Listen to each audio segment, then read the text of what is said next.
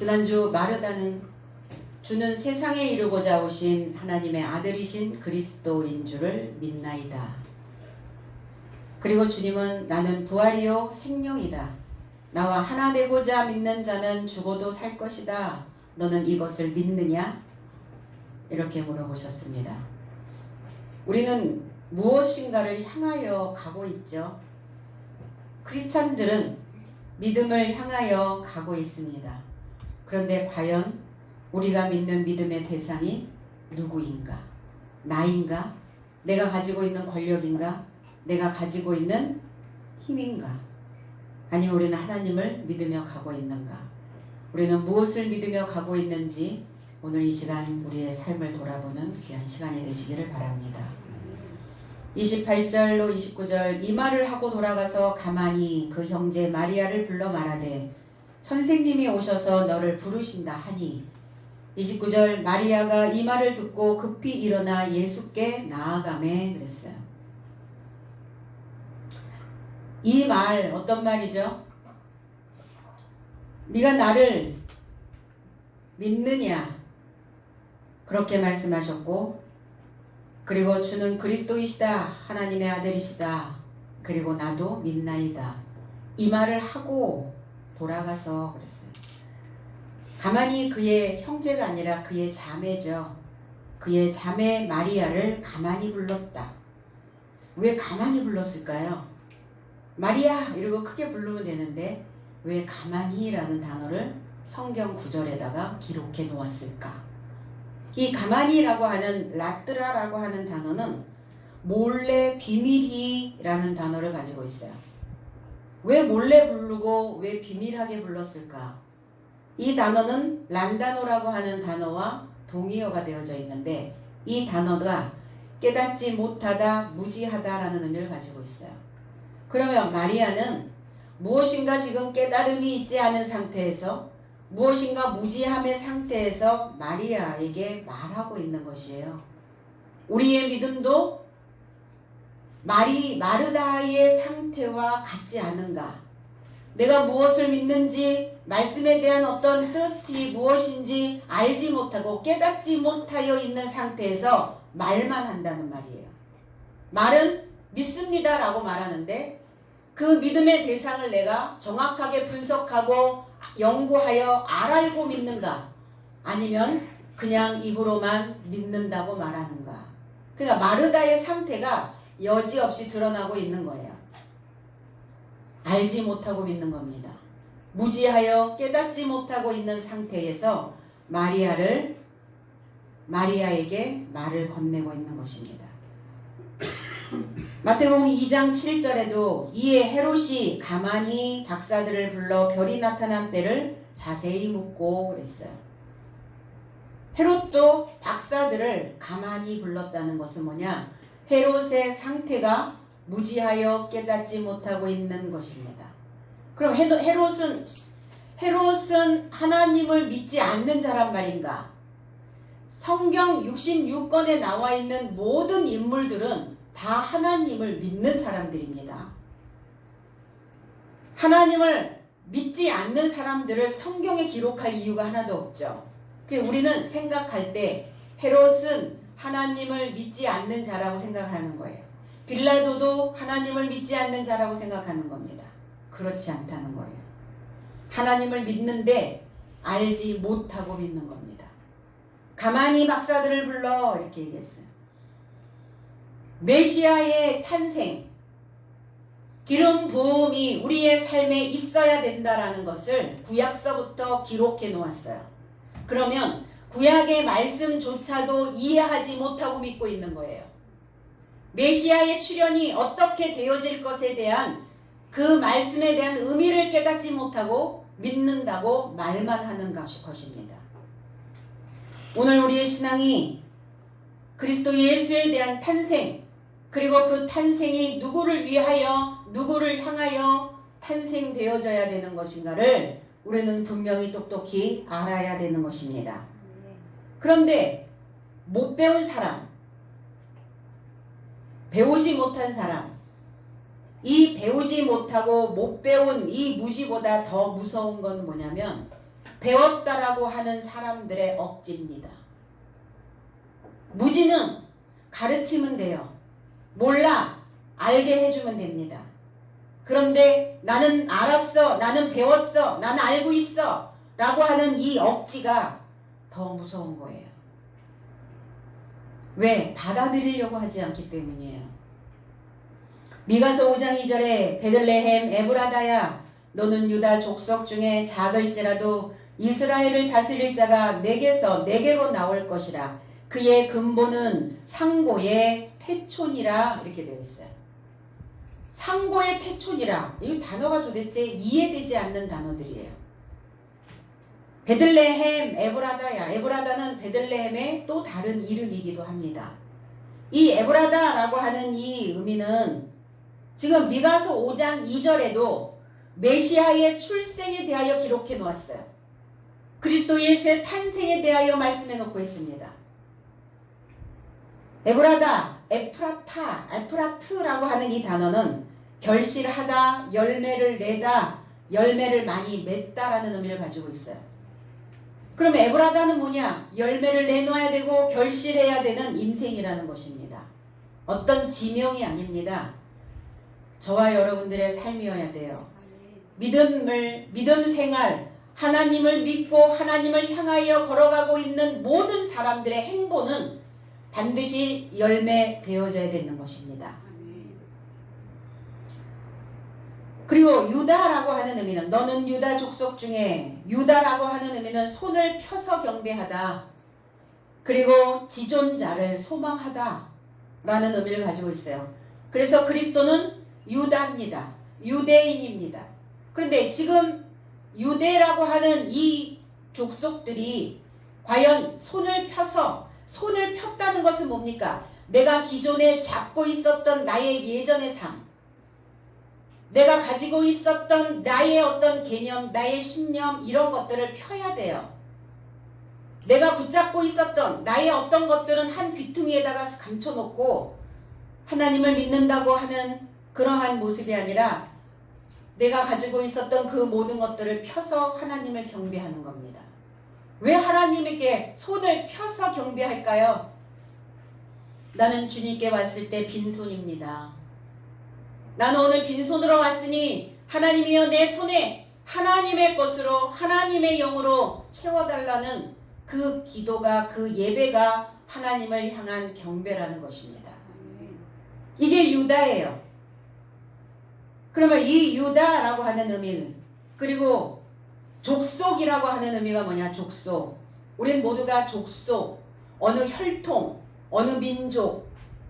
근데 이 족속이라고 하는 의미, 하나님의 족속이 되어지려면 무엇을 해야 되는가?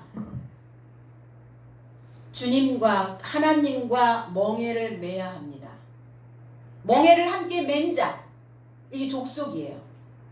그리고 하나님의 말씀으로 길들여진 자, 그리고 하나님의 말씀에 가르침을 받고 있는 자, 이런 자들을 하나님의 족속이라고, 유다 족속이라고 이렇게 표현합니다. 이 족속이에요, 이게.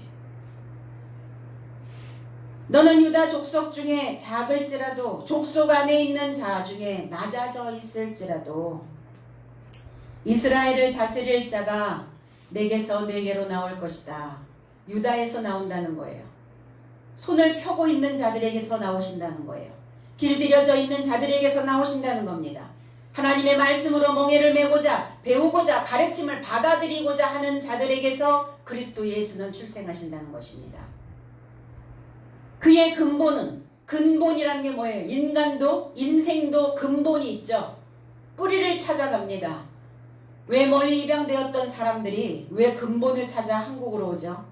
우리의 어머니, 우리의 아버지, 뿌리, 근원, 근본, 어떠한 중심을 잡아줄 수 있는 어떠한 것이 있는 곳, 나의 뿌리가 있는 곳, 우리의 근본은, 그의 원천은 상고라고 하는 이 의미는 올람이라고 하는 단어인데 이게 숨겨진 날이라는 뜻이에요. 숨겨진, 감추어진 빛, 이런 의미를 가지고 있어요. 그러면 그의 근본은 지금 감추어져 있다는 겁니다. 그의 뿌리는 그의 뿌리는 드러나지 않았다는 거예요. 아직은. 그런데 그 뿌리가, 그의 원천이 드러날 때가 오시죠. 그리스도 예수가 오시는 신약으로 넘어가면 사복음 안에 그리스도 예수는 그 빛을, 감춰져 있는 빛을 드러내시기 시작합니다. 그리고 태초의 상고의 태초라는 단어, 영원이라, 영원. 영원이라는 단어는 뭐냐? 자신이 드러나는 겁니다. 감춰져 있었던 그 빛이, 감춰져 있었던, 숨겨져 있었던 그 날이 드러나는 거예요. 이거를 영원이라, 그거를 태초다, 이렇게 표현하고 있어요. 성경은 상당히 어렵게 해석이 되어져 있습니다. 오늘 이 마르다도 헤롯의 삶처럼 근원이신 그리스도 예수의 진리를 깨닫지 못하고 있는 것입니다. 우리도 나의 삶에서 그리스도 예수가 분출되어져야 우리의 인생이 메마르지 아니하고 우리의 삶의 바탕들이 적셔질 수 있습니다. 바짝 마른 인생들이 있어요. 마음이 메마르면 힘이 들어요. 무엇인가 촉촉히 적셔지는 뭐가 있어야 되는데 내 마음 상태가 바짝 마르면 날서게 되고 예민해지고 까칠해지기 시작하죠. 메마르면 왜 안 되는가? 사람도 메마르면 안 되고 식물도 메마르면 안 되고 동물도 메마르면 안 돼요. 이 대지도, 이 자연도 메마르면 안 돼요. 왜 메마르면 안 되는가? 결실할 수 없기 때문입니다. 아무것도 내놓을 수가 없어요. 그 인생이. 그저 짐승처럼 먹고 자고 싸다 갈 수는 없잖아요. 인간이. 그래서 항상 주변에 누가 필요한가? 선생이 필요합니다. 오늘 마르다는 선생님이 가까이 부르신다. 마리아에게 이렇게 말합니다. 선생이 뭐야? 디다스 칼로스. 그리고 히브리어에서는 랍비. 그러면 선생은 뭐냐? 폭넓게 가르치는 자입니다. 무엇인가 내 속에서 분출되어지는 지식이 증가되어지는 자를 선생이라고 말합니다. 뭐가 많아지는 거예요. 뭐가 많아질까요? 땅에 있는 지식도 많아져야 되겠지만 땅에 있는 지식을 가지고 내 자신을 이끌어 갈 수 있는 높은 지식도 많아져야 되는 것입니다. 우리 모두는 다 교훈이 풍성해지는 그러한 선생의 삶을 살아내야 되는 것입니다. 히브리서 5장 12절에는 때가 오래되었으므로 너희가 마땅히 선생이 되었을 터인데 너희가 다시 하나님의 말씀의 초보에 대하여 누구에게서 가르침을 받아야 할 처지이니 단단한 식물은 못 먹고 젖이나 먹어야 할 자가 되었도다 그랬어요. 육체는 어른인 듯 보이나 그의 마음은, 그의 정신계는 여전히 젖먹이 어린아이로 있다면 어떻게 할 것인가? 누가? 크리스찬들이, 하나님을 믿는, 하늘을 믿는 자들이, 하늘의 높은 지식을 가지어야 된다라고 말하는 크리스찬들이 젖을 먹고 있다면 어떻게 영향력을 끼칠 것인가에 대하여 바울 사도는 말씀하고 있습니다. 나의 삶에 때가 오래되었으므로 몇 년 차시죠? 신앙이 몇 년 차세요? 개들도 3년이면 풍어를 읊는답니다. 식단계가 3년이면 라면도 끓이고요. 서단계가 3년이면 풍월도 읊은다고 얘기합니다. 그러면 크리스찬들 3년 이상이 됐다면 뭐 하셔야 돼요? 하나님의 모양을 흉내는 내실 수 있어야죠. 그 모양새는 크리스찬으로서의 모양새는 갖추고 있어야 돼요. 무엇이? 우리의 겉모습도. 물론 속에서 나오는 것이 우리의 겉모습을 만드는 건 맞아요. 그런데 구약에서는 우리의 겉모습을 먼저 다듬습니다. 그래서 나의 삶이 신앙생활에 기한이 채워져 가고 있다면 우리는 당연히 선생으로 사는 것이 의무라고요. 마땅히가 아니라 선생이 되어져야 되는 것이 의무다. 의무는 뭐죠? 해도 되고 안 해도 되나요? 그렇지 않죠. 국민의 4대 의무 반드시 해야 되는 것이죠. 그래서 하나님의 말씀의 시작의 초보가 무엇인지, 시작의 초보가 뭡니까? 창세기서부터 기록되어져 있는 그 말씀을 나의 삶에게 가르칠 필요를 가지고 있다고요.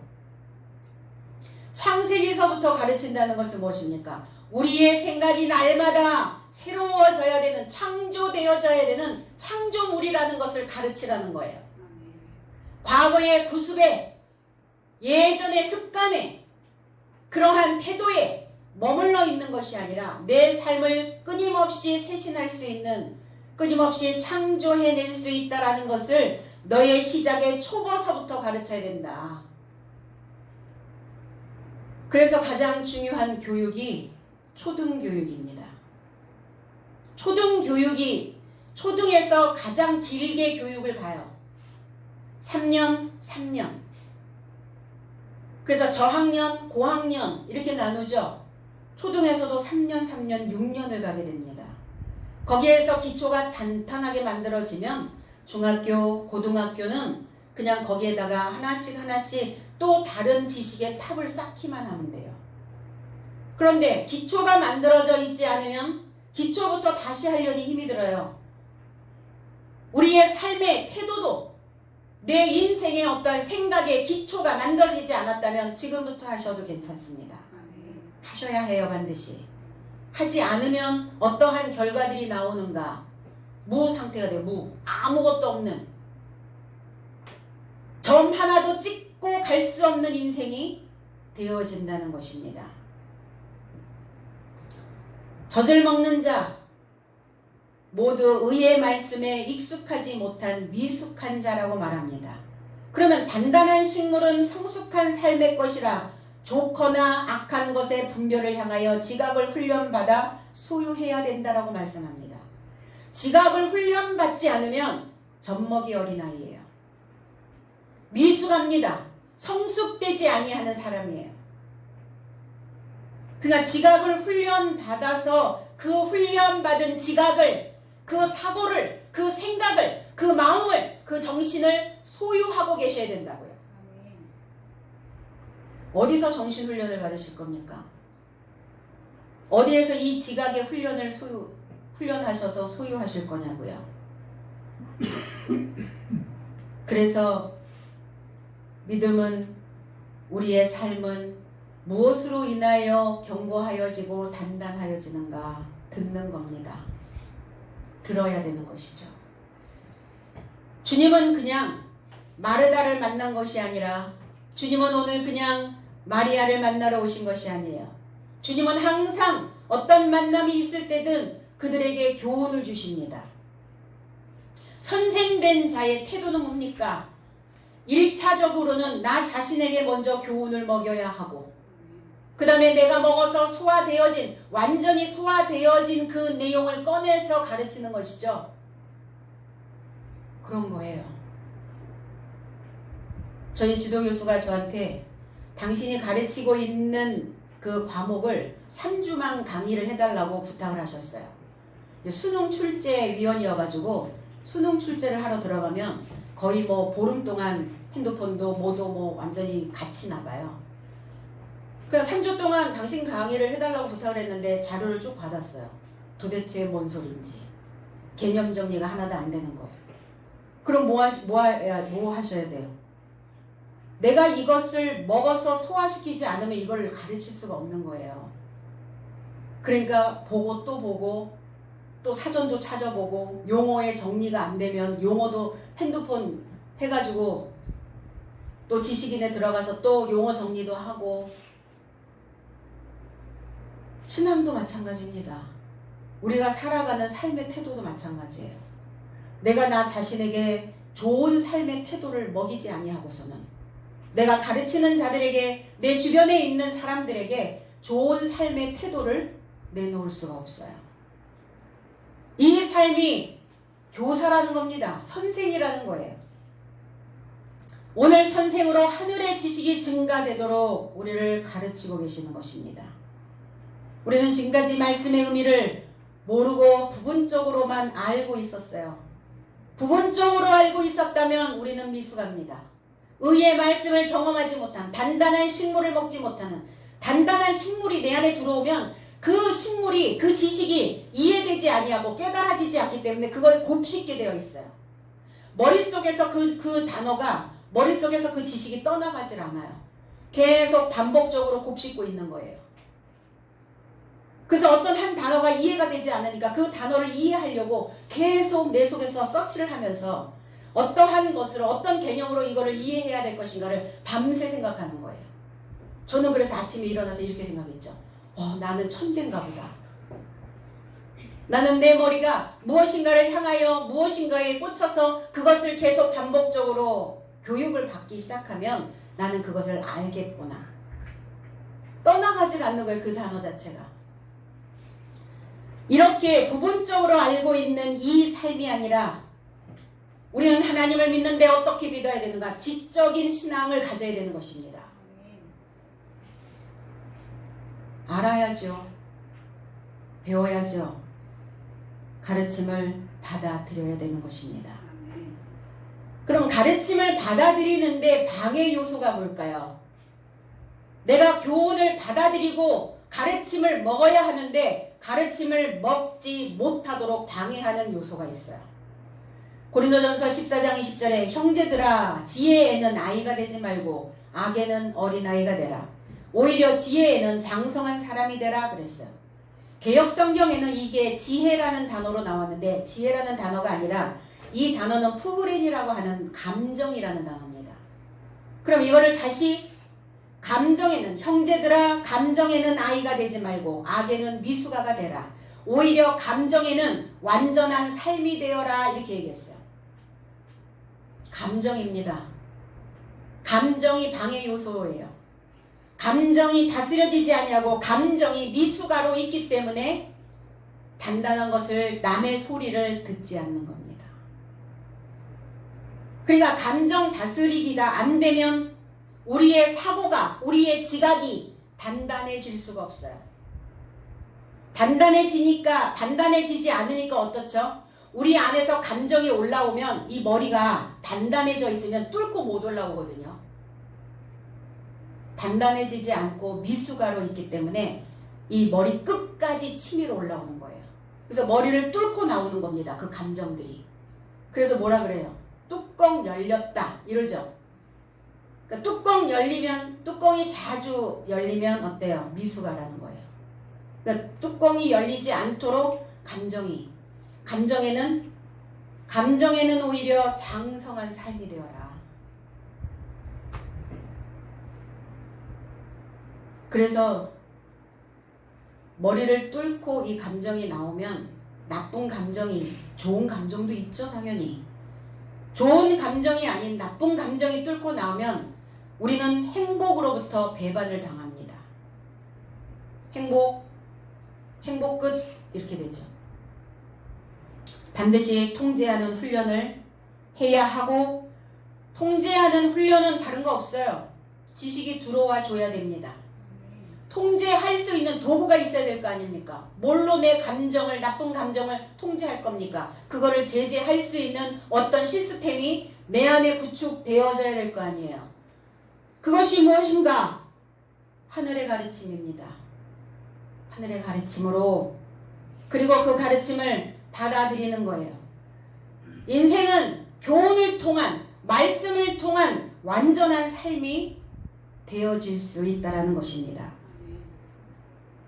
선생님이 가까이 부르신다.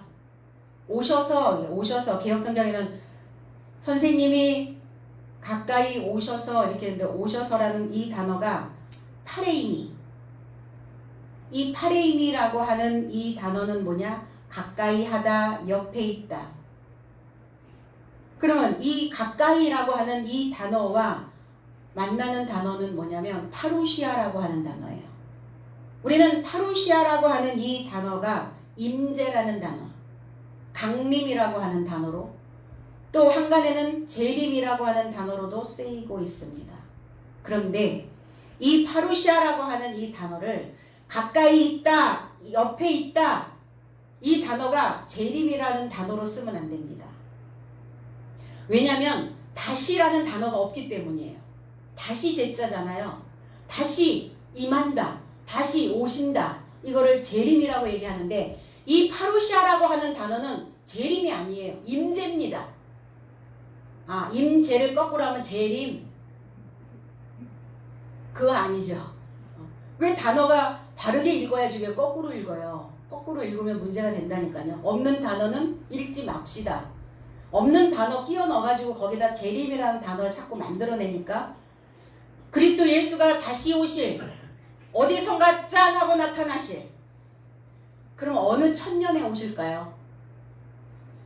어느 천년에? 저와 여러분들이 죽고 나면 오실까요?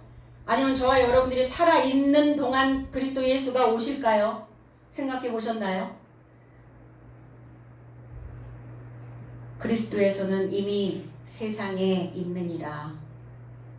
물론 아직 오시지 않은 분도 계실 수 있어요. 그분이 오셨나요? 그분이 오신 분도 계시고 오시지 않은 성도님들도 계실 거예요. 아마도. 임재라는 단어, 파루시아라는 단어와 만나게 됩니다. 고린도전서 5장 3절에 내가 실로 몸으로는 떠나 있으나 영으로는 함께 있어. 영으로 함께 있어. 영으로 가까이 있어. 영으로 팔의 힘이 옆에 있다라는 단어예요. 영으로 함께 있어 거기 있는 것 같이 이런 일 행한 자를 이미 판결하였노라. 바울 사도가 고린도에 가서 복음을 전파할 때 거기에 있는 교인들이 다 음행을 저지르고 그리고 교만하여 있으면서 자기의 삶에서 그 교만과 음행을 쫓아내지 아니하고 있는 자들이 또 거기에다가 애통도 하지 않는다 이렇게 말했어요. 마음에 건드려지는 게 없는 거예요. 하나님 믿는다고 말하면서 하나님 두려운 것을 잃어버린 것입니다. 넌 하늘이 두렵지도 않니? 이렇게 표현하잖아요. 안 믿는 사람들도 그런 단어들을 씁니다. 그런데 하물며 믿는다고 하나님을 안다고 그리고 교회에 있는 저와 여러분들이 음행이 무엇입니까? 하나님을 믿으면서 우리가 어떻게 음행을 한단 말입니까? 다른 색깔을 쫓아가는 거예요. 다른 사상을 쫓아가는 거예요. 왜 다른 사상, 다른 색깔을 쫓아가게 되었는가? 잘못된 말씀이 잘못 해석되어져서 더럽혀져 버린 거예요. 이미 우리는 구원 끝났고 우리는 하나님을 믿으면 영생이고 하나님 믿으면서 출석 잘하면 교회 출석 교인만 되면 우리는 죽어서 따놓은 당상처럼 천국 티켓은 받았고 이 잘못된 해석으로 인하여 자기 스스로 다른 색깔을 만들어 놓은 거예요. 성경 자체가 다른 색깔은 아니었어요.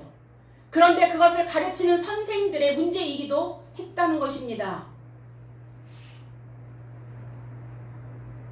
그런데 그들이 무엇을 향하여 가고 있는지조차도 모르는 신앙인이 되어버렸다는 거예요. 뭐만 할 줄 알고 속도만 낼 줄 알고 무지하게 빠르게 가기는 합니다. 영으로 가까이 있다. 바울 사도는 그 성도들을 향하여 내가 영으로 너희를 가까이 팔의 힘이 파루시아 바로 너희 옆에 있다. 그러면 영으로 가까이 있다는 것은 항상 그 머리 안에서 하나님의 말씀과 성도들의 삶으로 연결되어져야 되는 그 말씀을 가지고 있다는 거예요. 내가 너희들에게 가르칠 때 하나님의 영으로 가르쳤고 하나님과 연결되어질 수 있는 그 고리를 만들어줬고 그리고 그 말씀이 항상 너희 곁에 머물러 있을 수 있도록 그렇게 함께 있을 수 있도록 가까이 있을 수 있도록 그렇게 해 주었는데 너희들은 음행을 그리고 교만을 그러면서 마음에 통분히 여기지도 않는 주여 나의 믿음이 나의 신앙이 더럽혀져 있음을 고백도 하지 아니하는 그러한 자들이 되었다라고 말씀하고 있습니다.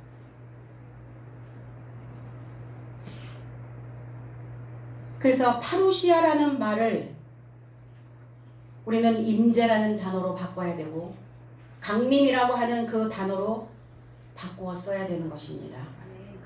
그러면 그리스도 예수가 파루시아 되어진다는 것, 임재되어진다는 것, 강림되어진다는 것이 무엇이냐? 그리스도와 내가 진리의 영으로 완전히 혼연일체.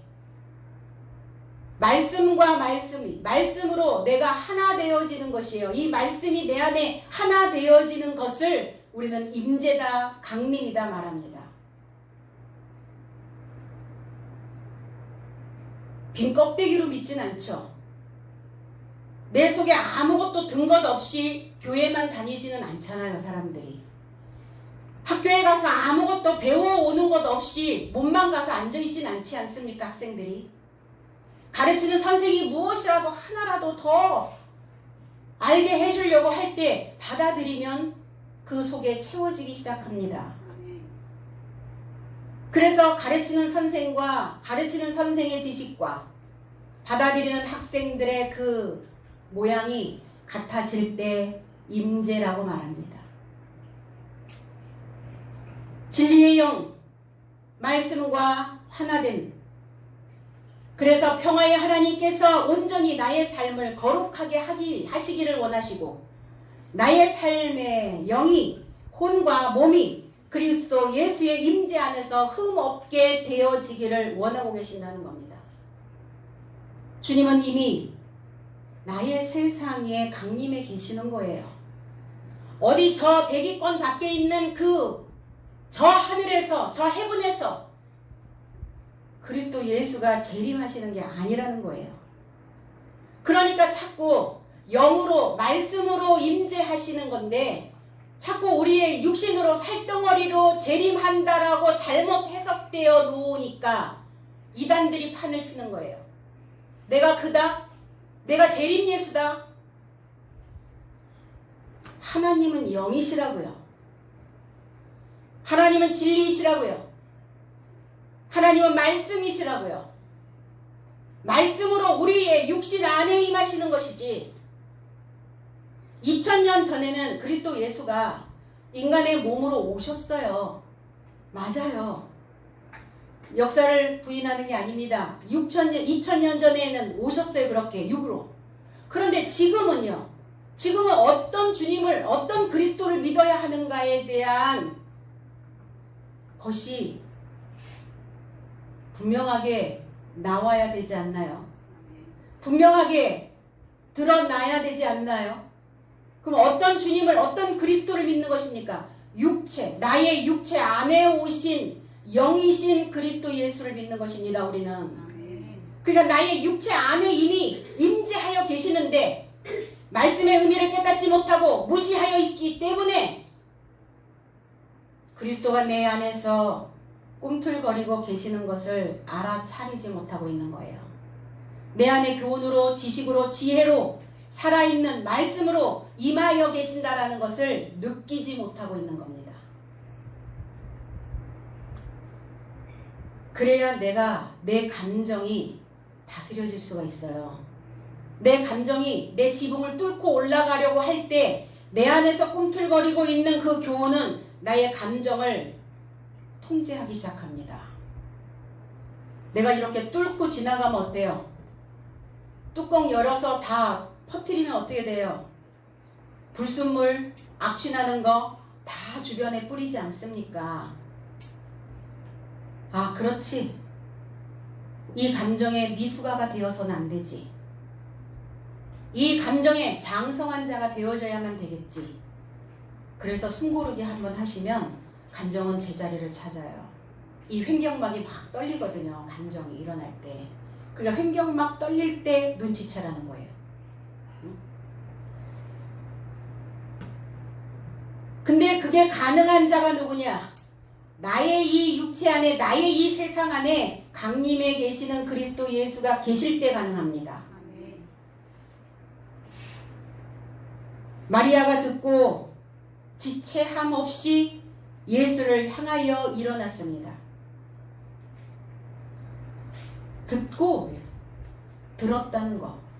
아쿠오 청취하다 그럼 어떻게 듣는가? 귀로만 듣는가? 귀가 두 개여가지고 잘 안 들려요. 아, 귀가 두 개여서 더 잘 들린다고요? 아니요. 내가 듣고 싶은 말만 들어요. 그래서 귀가 두 개여가지고 내가 듣고 싶은 말이 아니면 한 귀로 듣고 한 귀로 버려요. 그러니까 귀에 담겨지질 않습니다. 오늘 귀담아 듣고 계시나요? 귀담아 들으셔야 됩니다. 그럼 어떻게 들어야 하는가? 오감으로 들어야 해요. 우리의 감각 세포로 들어야만 되는 것입니다. 우리의 온 몸으로 듣는 것입니다. 이 단어가 히브리어로 넘어가면 샤마흐라고 하는 단어가 있어요. 들어주다. 왜 우린 들어야 할까요? 듣지 않는 게 재앙이기 때문이에요. 왜 재앙이 와요? 왜 잘못 삽니까? 왜 잘못되죠? 인생들이? 듣지 않기 때문이에요. 부모 말을 듣지 않는 자녀가, 스승의 말을 듣지 않는 제자가 훌륭하게 될 리가 없어요. 근데 들리면 거부하죠. 귀찮고 부대끼니까.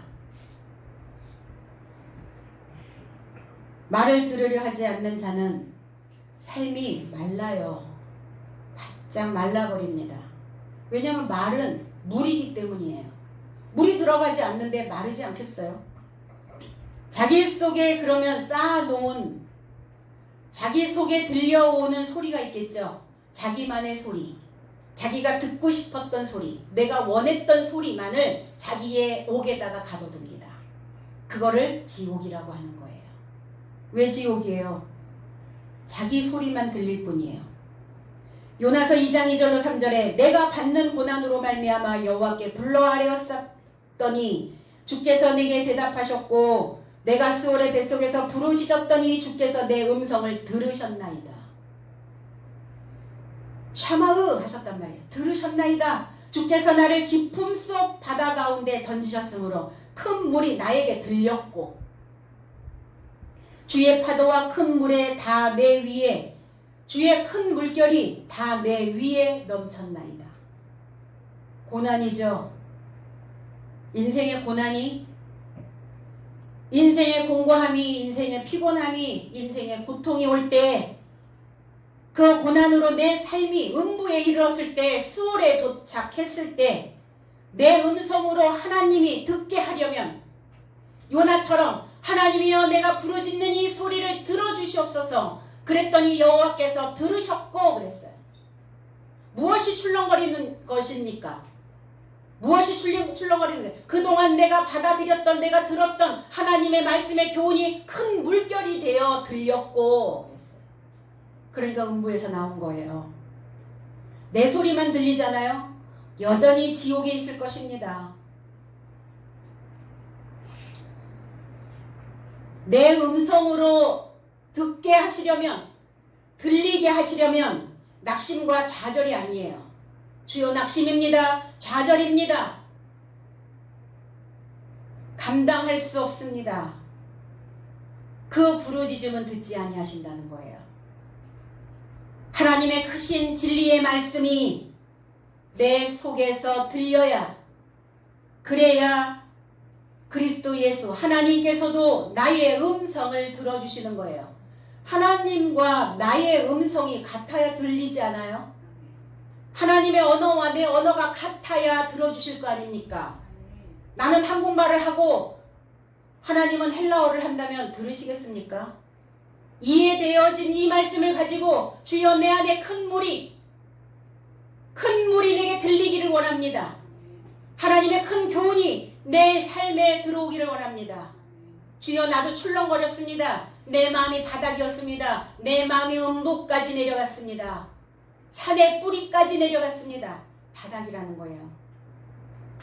그럴 때 인생이 무엇을 의지해야 할 것인가? 오늘 우리는 요나처럼 하나님의 음성을 들으시고 내 음성이, 내 소리가 들릴 수 있도록 하나님께 간구하는 우리 모두가 되어야 될 줄로 믿습니다. 그리하여야 음부의 권세를 깨트리고 음부의 권세를 박살 용기를 내고 일어날 수 있는 것입니다. 누구처럼? 오늘 마리아처럼요. 마리아는 어떻게 지체함 없이 예수를 향하여 일어났다 그랬어요. 마리아 쓴맛이죠. 쓴맛 단맛 다 보셨나요? 어린아이 때는 어때요? 단맛만 봅니다. 그런데 아이가 쓴맛을 먹기 싫다고 하여 어리석은 부모가 아이에게 계속 사탕만 주는 부모는 없을 겁니다. 쓴소리 먹어야 될 때고 지금 인생의 쓴맛이 경험되어지는 때라는 겁니다. 이 인생의 쓴맛이 경험되어질 때 말씀과 연결된 자매들, 말씀과 연결된 마리아와 마르다, 이 자매가 서로의 소리를 듣는 겁니다. 그리고 그 음성으로 서로 감싸 안아줄 수 있도록 해야 되는 것입니다. 시편 28편 2절에 내가 주의 지성소를 향하여 나의 손을 들고 주께 부르짖을 때에 나의 간구하는 소리를 들으소서. 주여, 내가 그 쓴맛에 인생의 고통에 몸부림칠 때 주여 그 말씀의 깊은 곳에서 그 물이 올라올 수 있도록 나의 소리를 들어주십시오 기도하는 겁니다. 잠언서 4장 10절에는 내 아들아 들으라, 내 말을 받으라, 그리하면 내 생명의 해가 길리라. 훈계를 굳게 잡아 놓치지 말고 지키라. 이것이 내 생명이니라. 살아있기 때문에 소리를 주는 겁니다.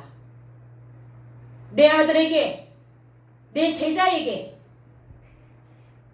그 생명을 주는 거예요. 그런데 쓴소리 싫죠? 거북한가요? 듣기 싫어요? 안 먹으면 어떻게 할 거예요? 안 먹으면 맨날 단 것만 먹는 거죠. 세상에 살아있는 모든 것은 소리를 간직하고 있습니다. 식물도, 동물도, 사람도, 살아있는, 꿈틀거리며 움직이는 모든 생물체들은. 그런데 하지만 혼자서는 소리를 못 낸다는 거예요. 이 밖으로 소리를 표출하려면 신락 같은 그 작은 소리를, 그 소리라도 바깥으로 표출하려면 신락 같은 소리라도 만나야 된다는 겁니다.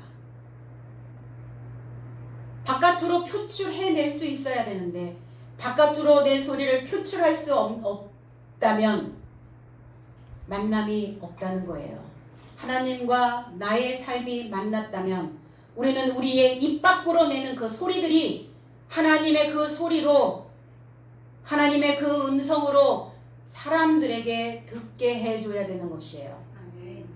사람의 생각으로, 인간적인 생각으로 아무리 소리를 넣어줘도 상대는 듣지 않습니다. 그래서 요청하시고 강구하시고,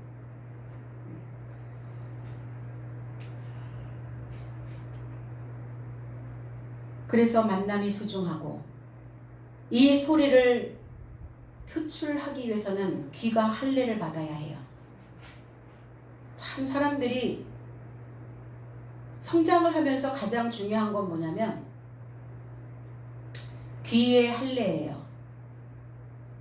어린아이적서부터 사실은 그 훈련이 필요합니다. 잘 들어줄 수 있는 거.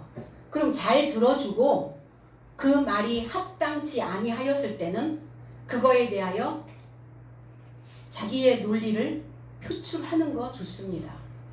근데 우리는 주입적 교육이 우리의 몸에 배다 보니까 교훈도 어떻게 해요? 그냥 가르치는 자의 입장에서만 주게 되기도 하죠.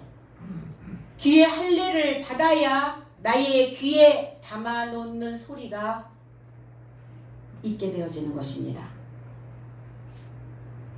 그래서 소리를 담아 놓으려면 귀의 할례를 받아야 되고, 하나님의 소리를 듣지 못하게 한다면 그 소리를 잘라내야 되는 것이죠. 그래서 비로소 하늘의 뜻을 담을 수 있는 보배로운 귀가 되어지는 것입니다. 30절로 31절, 예수는 아직 마을로 들어오지 아니하시고 마르다의 맞던 곳에 그저 계시더라. 31절, 마리아와 함께 집에 있어 위로하던 유대인들은 그의 급히 일어나 나가는 것을 보고 곡하러 무덤에 가는 줄로 생각하고 따라가더니 그랬어요. 여기서 좀 장면이, 여러분들이 장면을 연상해 보시면, 마르다는 분명히 마리아에게 와서 예수께서 너를 가까이 부르신다 하셨고, 그런데 주님은 여전히 마리아가 있는 그곳에 오시지 않았어요. 마르다가 있는 그곳에 계셨다는 겁니다. 아직 마을로 들어오지 아니하시고 그랬어요. 예수는 마을로 들어오지 아니하셨다. 이 마을이라고 하는 이 단어가 코메라고 하는 이 단어인데, 무엇인가 저장되다, 무엇인가 놓여지고 누워있고 무엇인가 만들어지는 곳을 우리는 마을이라고 말합니다. 우리가 살고 있는 동네, 우리가 살고 있는 마을일 수도 있고 장소일 수도 있고, 이 마을은 사람이기도 합니다. 너 어느 마을에서 왔어? 그럼 그 마을 사람이라는 거죠. 이 마을이 사람이에요. 그런데 그 마을이라는 것은 무엇인가가 거기에 저장되어져 있다는 거예요. 우리 동네만의 어떠한 테마, 뭐 테마파크, 뭐 우리 동네만의 어떤 독특한 무엇인가를 내놓는 곳, 무엇인가 소유하고 있는 곳. 왜 마을에 들어오지 아니하셨을까요? 아직 마리아의 마을에 들어오시지 않으셨다는 거예요. 무엇 때문에? 이 단어가 길게 눕다라는 의미를 또 가지고 있어요. 마을이. 그런데 마리아가 길게 누워있는 그 마을에 들어오지 아니하셨다는 거예요. 마리아도 누워있겠죠. 마르다도 누워있었겠죠. 그의 오라비가 죽음의 사투를 벌이고 있는 그 상황 속에서, 이미 그가 일어서지 못하고 주저앉아 있는 그러한 상황 속에서 그것을 바라보는 그 자매의, 그 형제의 마음 속에는 아마 무엇인가 기진맥진하여 있었을 것입니다. 길게 누워있는 거예요. 어떻죠? 주변에 아니면 가족이 아프고 있으면, 아파 있으면 어때요? 대신해 줄 수 없는 그 마음으로 인해서 사실은 마음이 뭔가 늘어지게 되어 있어요. 나태해지는 것이 아니라 마음이 쿵 주저앉아 있단 말이에요. 기진맥진하여 있는 마리아의 모습이기도 합니다. 누가복음 17장 12절에 한 마을에 들어가시니 문둥병자 10명이 예수를 만나 멀리 서서 소리 높여 이르되 예수 선생님이여 우리를 불쌍히 여기소서 그랬어요. 문둥병 10명, 문둥병자, 숫자의 10명이기도 하고, 문둥병으로 인하여, 문둥병이 축적되어진, 문둥병으로 인하여 부유해져 있는, 문둥병으로 인하여 풍성해져 있는 인생일 수도 있습니다. 그럼 문둥병이 뭡니까? 더러운 거예요. 더러운, 살이 다 썩어 문드러져 있는 더러운. 그럼 뭐 하셔야 돼요? 껍질 벗기셔야죠. 허물 벗기셔야 되는 거예요. 허물을 벗기지 않고 있으면 문둥병이에요. 허물을 벗겨내면 치유가 일어납니다. 이 병자라는 의미는 뭐냐? 아네르라고 하는 단어인데 남자라는 단어입니다. 문둥병자, 남자가 병들었다고요. 장성해져야 되는 자들이, 장성한 성숙한 크리스찬들이 되어져야 되는 자들이 성숙해 있지 못하여 있는 거예요. 뭐 하고 있는 겁니까? 껍질을 뒤집어 쓰고 있는 거예요. 뭐 하지 못하고? 껍질 벗겨내지 못하고. 말씀의 씨를 주는 지도자들이, 스승이 더러워져 있는 것입니다. 그러면 더러운 자신을 씻으려면 뭐 해야 돼요? 오늘 문둥병 걸려있는 이들에게 주님은 그렇게 말씀하십니다. 제사장에게 가서 보이고 오라. 제사장은 뭡니까? 제사장은 거룩한 자예요. 물을 가지고 있습니다. 하나님의 말씀의 씨로 그들을 씻겨줘야 되는 자들입니다. 남편입니다. 남자입니다. 우리는 뭐라고 얘기해요? 상남자? 상남자가 뭐예요? 형이상학적 높은 차원의 높은 사고를 할 수 있는 자들을 우리는 상남자라고 하는 거예요. 낮은 수준이 아닙니다. 저질이 아니에요. 사고할 수 있는 자를 우리는 상남자라 말합니다. 그러면 더러워졌으면 뭐 하셔야 돼요? 씻어야죠. 그러면 자신을 씻을 물을 길르러 오셔야 될 거 아니에요. 물 길르러 오셨죠? 네, 물 마음껏 퍼가시기 바랍니다. 오늘 교회는 샘터입니다. 물샘이 있는 곳이에요. 사도행전 9장 18절에 즉시 사울의 눈에서 비늘 같은 것이 벗어져 다시 보게 된지라 일어나 세례를 받고 음식을 먹음에 강건하여지니라. 사울이 문둥병 걸린 남편이었다는 거예요. 그러니까 뭐 비늘이 벗겨지는 거예요. 문둥병으로부터 노임을 받는 것입니다. 내 상태가 너무나 오래된 곳에 지체되어져 있고 오래 머물다 보면 내 안에 더러워져 있는 감정에 머물러 있게 되어 있어요. 그 더러워져 있는 그 감정이 순환이 되지 아니하면 문둥병에 걸려요. 비늘이 씌입니다. 눈에 꺼풀이 씌어요. 그래서 뭐라고 얘기하죠? 눈에 배는 게 없어. 그게 문둥병 환자들이에요. 덮여있기 때문이에요. 그럼 잘라야 돼요. 제거해내야 됩니다. 벗겨내셔야 합니다. 벗겨내려면 뭐가 필요해요? 물이 필요하다니까요. 물이 스며 들어가서 그게 이제 조금 뿌르면 벗겨내기가 용이해요. 근데 바짝 말라있는 상태에서 벗겨내려면 안 벗겨져요. 물이 이제 어느 정도 스며들면 스스로 주르륵 벗게 됩니다. 새롭게 마음이 바뀌는 것, 새로운 감정이 되어지는 것. 그래서 새로운 마음의 상태로 내가 회복되어지지 않으면 무지함, 무능력, 무개념 이렇게 3단 변신을 하게 되죠. 이런 3단 변신은 원하지 않아요. 주변에 있는 모든 사람들은. 나의 마음에 이런 상태가 저장되어 놓여있게 만들면 안 되는 거예요. 근데 마리아는 급히 일어나자, 마리아가 급히 일어나자 유대인들이 곡하러 무덤에 내려가는 것으로 생각했다는 거예요. 곡하러 크게 울부짖는 거예요. 울부짖는 것입니다. 어떨 때 우리는 울부짖죠? 어떨 때 곡을 하게 되죠? 계시록 5장 4절로 5절에 그 두루마리를 펴거나 보거나 하기에 합당한 자가 보이지 않기로 내가 크게 울었더니 장로 중에 한 사람이 내게 말하되 울지 말라.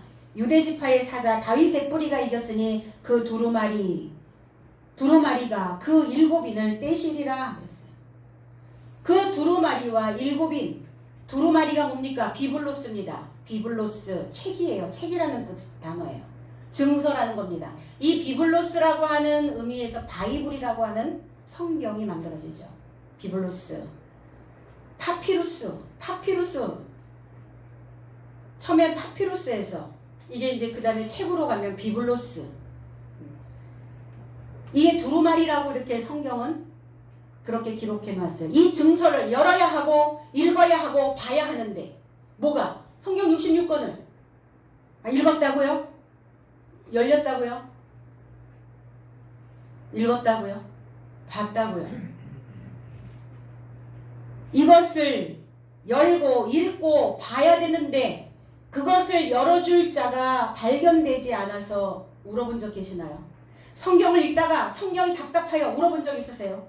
공부를 하다가 아이들은, 공부를 잘하는 애들은, 지식에 관심이 있는 아이들은 그래. 문제를 풀다가 문제가 안 풀리면 이걸 고민 이리저리 막 재다가 속이 터지니까 울어요. 왜 울어? 문제가 안 풀려서 운다고. 말씀을 읽다가 이게 안 풀려서, 열리지 않아서, 이해되지 않아서 울어야 되는데 그렇게 크게 울어본 적은 없죠. 우리는 지금 울고 있는 거예요. 그런데 장로 중에 한 사람이, 장로가 누굽니까? 신앙 안에서 오래된 사람, 머리가 하얀 사람, 하나님의 지식으로 빛이 나는 자, 하나님의 말씀으로 오랫동안 연구하고 실험하고 관찰해왔던 자를 우리는 장로라고 말합니다. 그 장로된 자가 울지 말라. 유다 지파의 사자 다윗의 뿌리가 이겼다 했어요. 그러면 오늘날 유다 지파의 뿌리는 누굽니까? 그리스도 예수시고 그 뿌리에 연결된 자들은 누굽니까? 저와 여러분들이죠. 그러니까 저와 여러분들이 장로의 삶이어야 된다는 거예요. 그래서 이 말씀을 열어줘야 되고 보게 해야 되고 읽게 해줘야 된다는 거예요. 그러면 이 문자 성경을 열고 보고 읽는다고 이해가 다 되나요? 이해되지 않잖아요. 여기 안에 있는 내용들을 열어야 되잖아요. 어휘가 무엇인지, 사전의 뜻은 무엇인지, 이 낱말의 뜻은 어떤 것인지 열어야 되잖아요. 봐야 되잖아요.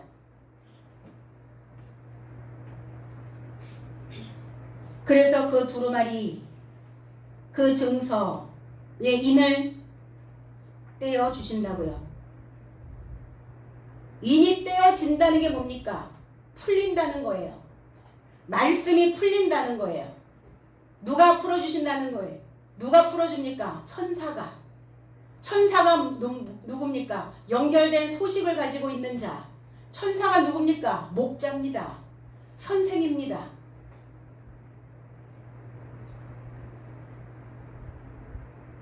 우리가 지금 보는 성경을 읽으셨죠? 백독했다 이렇게 그 백독이 중요한 게 아니라 정독이 중요합니다. 많이 읽는 게 중요한 게 아니에요. 한 번을 읽어도 이거의 의미가 무엇인지 제대로 알고 성경이 열려서 읽어야 되는 거죠.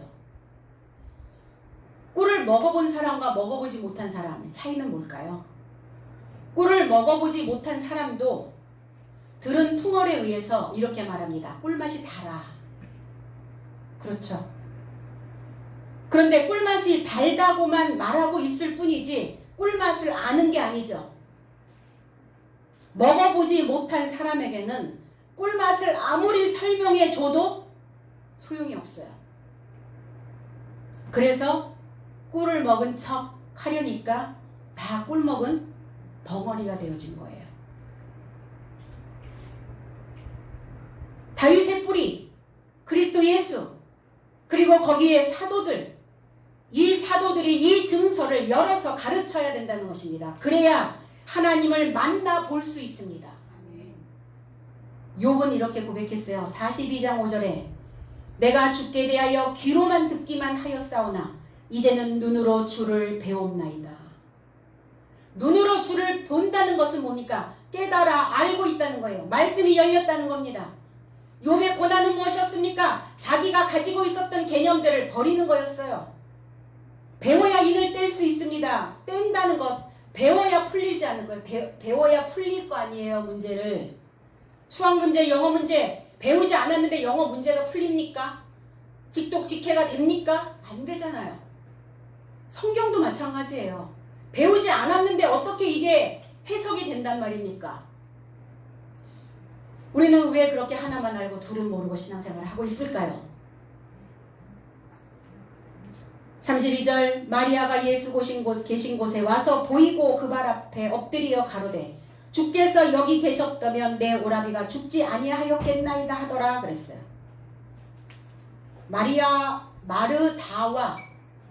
마르다와 똑같은 이야기를 했어요. 한자도 틀리지 아니하고 주께서 여기 계셨다면 내 오라비가 죽지 아니하였겠나이다 이렇게 말합니다.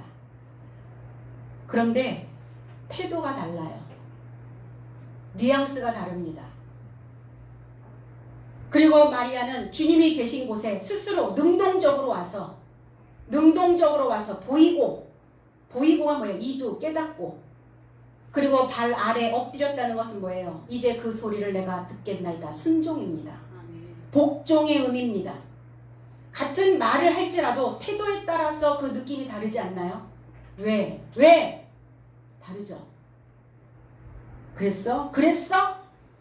이게 뉘앙스에 따라서 어감에 따라서 억양에 따라서 받아들이는 자들의 모습이 달라요. 태도에 따라서 다르죠. 태도도.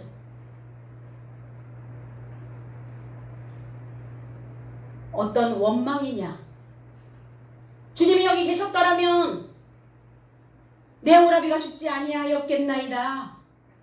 마르다는 원망이었습니다. 그런데 마리아는 안타까움이에요. 절박함이었습니다.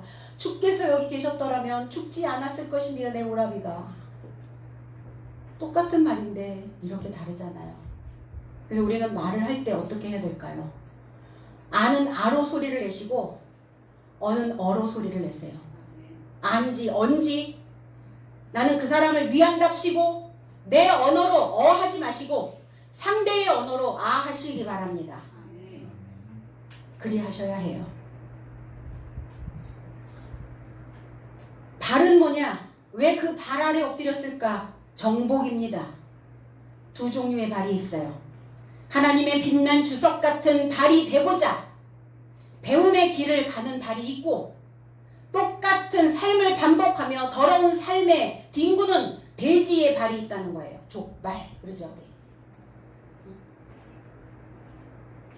그래서 돼지 족발을 먹으면서 뭐 하셔야 돼요? 나는 돼지와 같은 똑같은 반복된 더러운 삶에 다시 들어가지 않으리라. 진주와 같은 주옥 같은 말씀을 짓밟고 부숴버리는 돼지의 삶의 발이 되지 않기를 우리 발에게 부탁하셔야 돼요. 내가 다시 그 길을, 다시 그 전철을 밟지 아니하도록 이제 정신 똑바로 차리고 새로운 길을 향하여 가야 된다라는 것을 생각해야 되는 것입니다. 오늘 마리아처럼 말씀을 듣는 태도, 그리고 신앙인으로서의 삶의 태도, 그리고 상대를 바라보는 내 시각의 어떤 태도, 이러한 올바름이 중요하다라는 것입니다. 높은 수준의 삶을 향하여 우리가 가기를 원하고 있다면 그렇게 되기 위해서 내 생각을 정탐하시고 나의 감정을 정복하시고, 그래서 우리의 마음들을 일으켜 세우는 믿음의 소유주가 다 되어지시기를 주님의 이름으로 부탁드립니다. 기도하겠습니다.